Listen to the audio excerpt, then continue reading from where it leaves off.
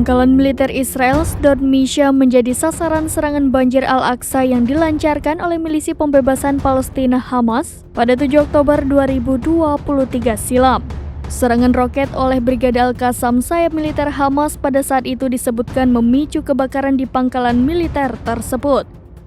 Pangkalan Sdot Misha disebut-sebut sebagai fasilitas militer penting dan strategis bagi tentara Israel atau IDF karena merupakan lokasi penyimpanan persenjataan sensitif.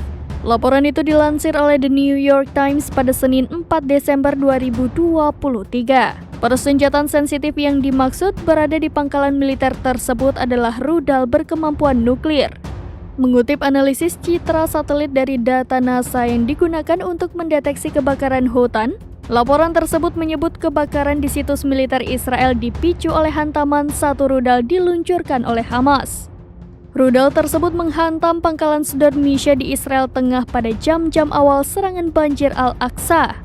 Citra satelit yang dibagikan oleh Times menunjukkan bahwa perbandingan area sekitar Sdot Misha pada Agustus dengan citra wilayah itu setelah serangan roket.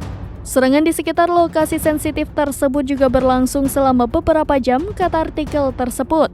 Tidak jelas berapa banyak rudal Hamas yang berhasil menghindari sistem pertahanan udara Iron Dome Israel saat itu. Namun, satu roket Hamas diyakini sukses mendarat di celah kecil dekat fasilitas yang menampung rudal berhulu nuklir. Peluru kendali atau rudal yang dimaksud adalah rudal Jericho, lengkap dengan sistem radar dan baterai rudal pertahanan udara.